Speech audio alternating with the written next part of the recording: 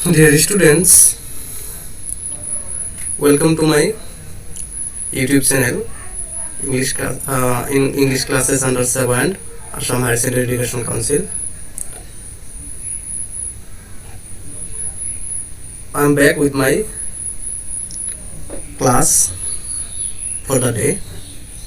So in our previous class, I have discussed letter writing, letter to the editor, how to write letter to the editor, some rules, some point with an example. So in this video, I will solve another question. The question, you can see the question.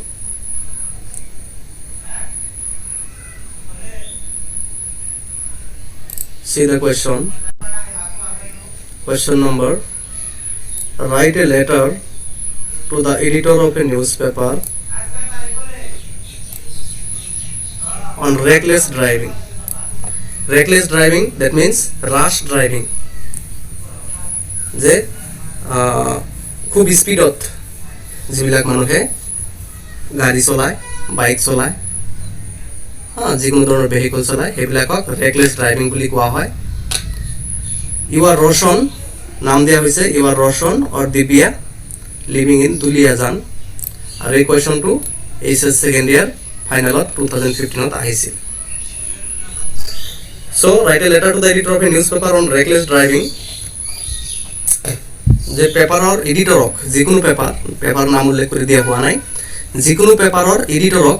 তুমি কি কৰিব লাগে, letter এটা লিখিব লাগে। কিহৰ ওপৰত, কিহৰ কাৰণে? On reckless driving. Rash driving যিহঁতে কৰে, খুব স্পীডত যিহঁতে গাড়ী চলায়, সেইবিলাকৰ ওপৰত এটা কি কৰিব লাগে, লেটাৰ লিখিব লাগে এডিটৰক। তো স্পীডত বাইক চলোৱাৰ কাৰণে কি হয়, বহুত অসুবিধাৰ সন্মুখীন হ'ব লগা হয় মানুহে, বহুত এক্সিডেণ্টৰ সন্মুখীন হ'ব লগা হয় মানুহে। তো সেইটোৰ ওপৰত আমি লেটাৰটো লিখিব লাগিব। তো ইয়াতে চোৱা, মই আৰম্ভ কৰিছোঁ আনচাৰ।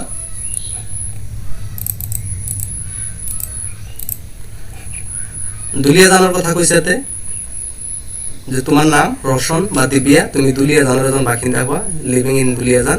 তো সেইকাৰণে দুলিয়াজানৰ পৰা লিখিছোঁ, যিটো বঙাইগাঁও ডিষ্ট্ৰিক্টত চাগে পৰে। তো দুলিয়াজান বঙাইগাঁও এইটো এটা এড্ৰেছ দিছোঁ। তাৰপিছত আৰম্ভ কৰিছোঁ two the editor the Indian express. মই পেপাৰ এটাৰ নাম উল্লেখ কৰিছোঁ ইয়াতে,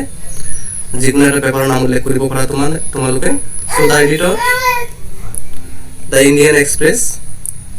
গুৱাহাটী, এইটো এটা ৱাৰ্ড নম্বৰ আৰু লেণ্ডলাইন মই দিছোঁ।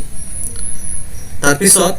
লেটাৰ লিখাৰ যিটো ফৰ্মেট, মই সেইটো ফ'ল' কৰিছোঁ। তোমালোকক ইয়াৰ আগৰ ভিডিঅ'টো কোৱা হৈছে যে তোমাৰ যিটো এড্ৰেছ, য'ৰ পৰা তুমি লিখিছা, সেই এড্ৰেছটো তুমি কি কৰিব পাৰা, সেই এড্ৰেছটো তুমি ইয়াতেও ন' ডাউট লিখিব পাৰা, ইয়াতেও লিখিব পাৰা, ইয়াতেও লিখিব পাৰা, ইয়াতেও লিখিব পাৰা। কিন্তু মই তলত লিখিছোঁ বা ওপৰত লিখিছোঁ, এইটো বেলেগ কথা। তাৰপিছত চাবা, মই ফৰ্মেটটো ফ'ল' কৰিছোঁ যে sir, through the column of your esteem daily, I would like to draw the conscious attention of the authorities concerned and Government of Assam regarding the reckless driving. এতে মই কৈছোঁ অলৰেডি যে through the column of your esteemed daily, I would like to draw the conscious attention of the authorities concerned. Authorities concerned যিসকলে দায়িত্বত আছে। এই ৰেকলেছ driving মানে কি, তোমাৰ ৰাস্তা-ঘাটৰ কনষ্ট্ৰাকশ্যনৰ যিবিলাক কাম, PWD ডিপাৰ্টমেণ্টৰ ওপৰত দায়িত্বটো থাকে। সেইকাৰণে কনচাৰ্ণ অথৰিটিজ, সিহঁতক আমি ক'ব পাৰোঁ। আৰু আছে কি, government of Assam. Government of আসামেও ইয়াৰ দায়িত্বত আছে, এইবিলাক মানে কি কৰিবলৈ, চোৱা চিতা কৰিবলৈ।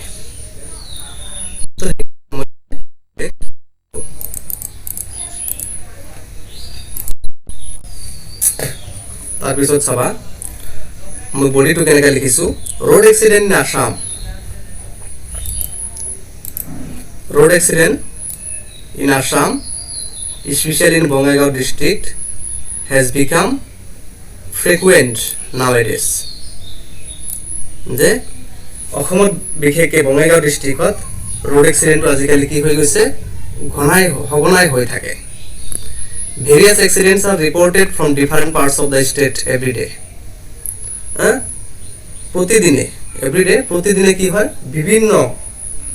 ঠাইত বিভিন্ন এক্সিডেণ্টৰ কথা কি কৰা হয় আমি জানিবলৈ পাওঁ It is reported that maximum of the road accidents are caused due to reckless or rash driving of vehicle. এটো মন কৰিবলগীয়া যে বেছিভাগ এক্সিডেন্ট তোমাৰ কিহৰ কাৰণে হয়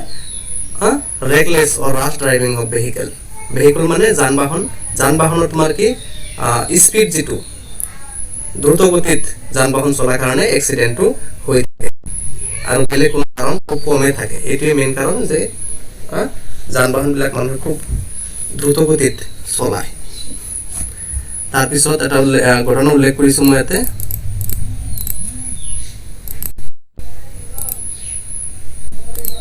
ঘটনাতে উল্লেখ কৰিছো এটা যে ইয়াৰ পৰা Yesterday in a horrible road accident occurred in Duliajan in which a high-speed bus collided with a nano car which was coming from the opposite direction. Duliajanor পৰা মই যেটো ঘটনাটো লিখিছো তেনেহলে দুলিয়াজানত যোৱাকালি কি হৈছে এটা হৰিবুল এটা খুব ভয়ংকৰ এক্সিডেন্ট হৈছে যত এটা হাই স্পিড দ্ৰুতগতিত থকা বাসে নেনো কাৰ এটা যেটো অপোজিট ডিৰেকচনৰ পৰা সন্মুখৰ ফালৰ পৰা আহি আছিল বা বিপৰীত দিশৰ পৰা আহি আছিল তা কি কৰিছে খুন্দাইছে খুন্দাৰ পৰা কি হৈছে According to the eyewitness, the accident occurred because of reckless driving in which 2 died on the spot and 5 passengers were injured hobo বা wounded hobo যে according to the eyewitness যিবিলাকে চাইছে তোমাৰ নিজা চকুৰে চাইছে সেই মানুহবিলাকৰ ৰিপৰ্ট অনুযায়ী তথ্য অনুযায়ী এক্সিডেন্টটো কিহৰ কাৰণে হৈছে because of reckless driving দ্ৰুতগতিত গাড়ী চলোৱাৰ কাৰণে হৈছে যত ইন হুইচ যত 2 ডাইড দুজন মানুহ মৰিছে অন দা স্পট সেই ঠাইতে and 5 passengers কি হৈছে wounded pathetically খুব কৰুণভাৱে 5 জন প্যাসেঞ্জার আহত হৈছে in the rural area reckless driving for the biker is a threat to the passerby on footpath আৰু কোৱা হৈছে যে গাঁৱলীয়া অঞ্চলবিলাকত গাঁও অঞ্চলত কি হয় তোমাৰ এই দ্ৰুতগতিত যিবিলাক বাইক চলাই থাকে হেতু কি যিবিলাক মানুহে যিবিলাক পথিক মানুহ আছে মানে খুচকাৰি যিবিলাক মানুহ ৰাস্তাৰে পাৰ হয় সেইবিলাক মানুহৰ কাৰণে এটা ভয়ৰ কাৰণ হৈ গৈছে থ্ৰেট মানে ভয় বা ভাবুকিৰ এটা কাৰণ হৈ গৈছে এই threat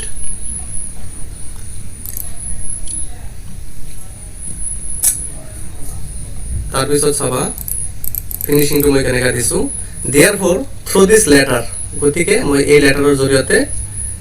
I would like to draw the immediate attention of the government to implement some strict law to regulate such driving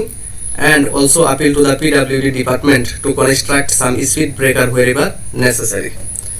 গতিকে মই কি কৰিছো যে immediate attention of government Assam government মানে বলে কৈছে এই ঘটনাবিলাকৰ ওপৰত আৰু ইমপ্লিমেন্ট সাম ষ্ট্ৰিক্ট ল আৰু কিছুমান ষ্ট্ৰিক্ট আইন কানুন কাৰ্যকৰী কৰাৰ কাৰণে আবেদন জনাইছো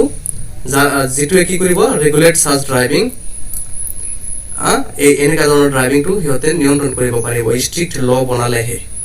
চৰকাৰে আৰু আপিল কৰিছো কাক আপিল টু দা PWD ডিপাৰ্টমেন্ট ৰাস্তা ঘাটৰ যিবিলাক কামকাজৰ ডিপাৰ্টমেন্ট থাকে PWD ডিপাৰ্টমেন্ট হিয়তক মই আবেদন জনাইছো কি টু কনস্ট্ৰাক্ট সাম স্পিড ব্ৰেকাৰ wherever necessary যত দৰকাৰী তাতে কিছুমান স্পিড ব্ৰেকাৰ সবে গম পা স্পিড ব্ৰেকাৰ বনালে যান-বাহন বিলাক ইমান দ্ৰুতগতিত চলাব নোৱাৰে এই কাৰণে PWD ডিপাৰ্টমেন্টক মই এইটো আবেদন জনাইছো যে হিয়তে যাতে 2-4টা স্পিড ব্ৰেকাৰ যত দৰকাৰী বনাই দিয়ে আৰু যাতে মানুহে কি কৰিব নোৱাৰে খৰখেদাকে গাড়ী বা দ্ৰুতগতিত গাড়ী চলাব নোৱাৰে সো তাৰ পিছত মই কি কৰিছো ফিনিশিং দিছোঁ ইয়ৰ্ছ ট্ৰুলি দিব্যা বা ৰচন এজন দিলেই হ'ল যাৰ এড্ৰেছটো দিয়ে আছিল আমাৰ কুৱেশ্যনত তুলি এজনে দিছোঁ চ' এইটোৱে হ'ল আমাৰ আজিৰ ক্লাছৰ কুৱেশ্যনটো ইয়াৰ পিছত মই হোমৱৰ্ক তোমালোকক দি আছোঁ তো আশা কৰোঁ তোমালোকে মানে ভিডিঅ'টো বুজি পাইছা এটা কথা হ'ল তোমালোকৰ মেইন ফৰ্মেট আমাৰ ক'ব গ'লে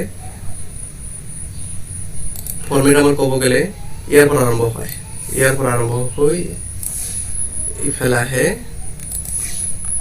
তাৰপিছত তোমাৰ এইখিনি ফৰ্মেটত পৰে তাৰপিছত এইটো আমাৰ পেৰাগ্ৰাফটো আমাৰ কি কৰে ফৰ্মেটত পৰে এইটো কমন হয় এইটো বেলেগ হ'ব পাৰে যদি আজি তোমালোকক কোৱা হয় যে পোৰ ৰোড কণ্ডিশ্যন বা ইৰেগুলাৰ পাথ সাৰ্ভিস তেনেহ'লে তুমি কি কৰিবা through the column of your esteem daily I would like to draw the attention of the authorities concerned and গপ্ত ভাষা হ'ব পাৰে regarding the poor road condition in our locality যদি পোৰ ৰোড কণ্ডিশ্যনৰ বিষয়ে লিখিব দিয়ে আৰু যদি ইৰেগুলাৰ বাছ সাৰ্ভিসৰ কাৰণে দিয়ে তেনেহ'লে কি লিখিম attention of the concern authorities and গপ্ত ভাষা regarding the irregular bus service in our locality এই বাকীখিনি সেম থাকিব এইখিনি সেম থাকিব এইখিনি সেম থাকিব খালি ৰিগাৰ্ডিঙৰ পিছত অলপ চেঞ্জেছ আহিব তাৰপিছত এই এটা মেইন বডিটো লিখিবা সিরিয়ালি লিখিবা যদি পোর রোড কন্ডিশনের বিষয় দিয়া হয় তেনেহলে তোমালোকে লিখিব লাগিব যে তুমি কোর্ট ঘটনাটো সাপোজ আজি কলগাছিয়ার ঘটনা তে কলগাছিয়ার উপর আরম্ভ করিবা যে আমি কলগাছিয়ার বাসিন্দা হও কলগাছিয়া কি হয়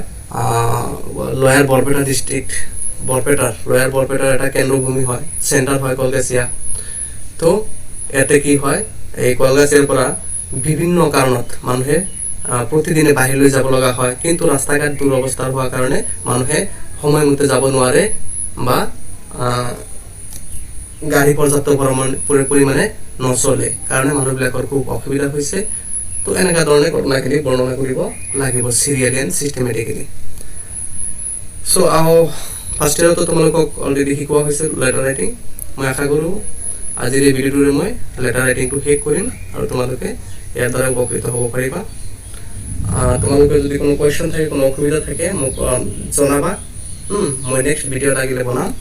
তোমালোকৰ সুবিধাৰ্থে তো আজিৰ কাৰণে এইখিনিয়ে